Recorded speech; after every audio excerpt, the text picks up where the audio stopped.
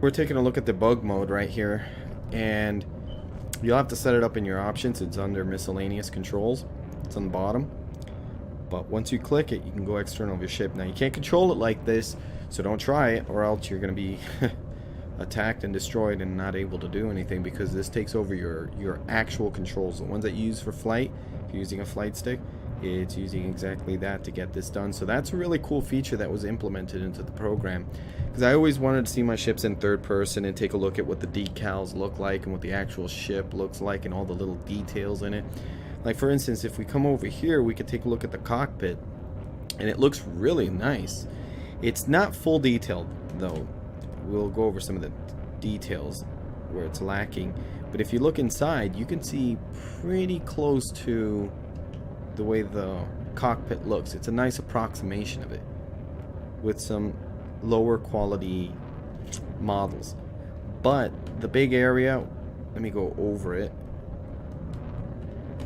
The big area here that you can notice is that one, if you look towards the right where that seat is, you're supposed to see a flight stick, a lot of buttons, and some lit up flight stick and all that kind of stuff, and throttle. It's not there.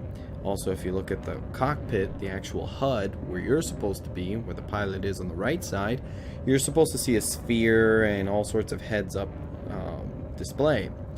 However, all they put was that little blue dot there to, again, to approximate what it looks like in there and to give it that little feel. And at a glance, it really does look like that. But when you actually start looking at the detail, you see where it falls apart. And it's definitely, and you know, it's something that they've designed, obviously, to save on resources.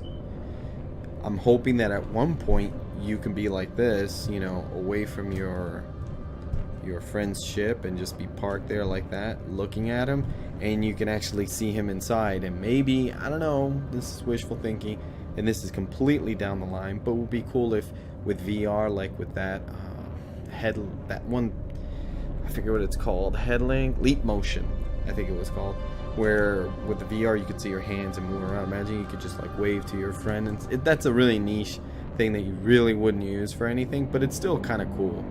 It adds that whole element, because in Star Citizen you can actually go into ground mode while people are flying around, so it'd be cool if they implemented something like that. So if you go to the back, look at the extreme detail and the beautiful engines, and just that flare there. In fact, if I put myself in its wake, look at this. That looks really cool. Go back a bit. Look at that. That little effect there. That distortion. Let's get in closer. And you could see that with this door right here, this is where you're going to be able to get in and out of your ship. Now, as to if they'll really implement this whole walking thing, they seem very adamant that they will. I don't know how it'll work out. I'm hoping that it does, but this would be the port that we would use to get out. I don't really see any other spots, although there does seem to be a hatch right there. You see it? Two of them, kind of, but I think that's for the cargo there. This one, I think, is the other way to get out.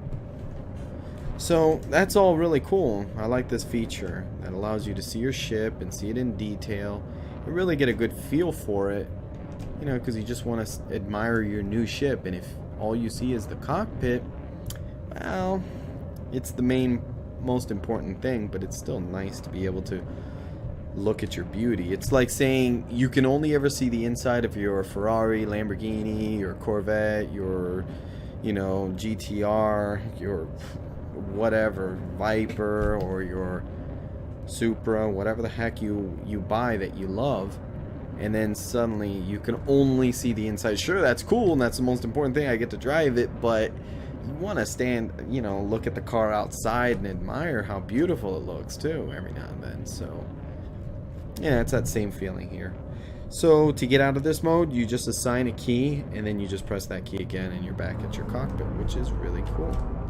Very simple. Again, you cannot control your vehicle, your spaceship, while you're in that mode. You're completely vulnerable to attack. You're not in some sort of invulnerability photo mode or anything like that. No, you are actually going to get attacked and killed If somebody sees that you're just, I don't know, I don't think they could see you doing it. It's not like there's a floating camera out there, but you know, if you start getting shot, you're gonna have to hit that button, and they could be lining up on you and then lighting you up.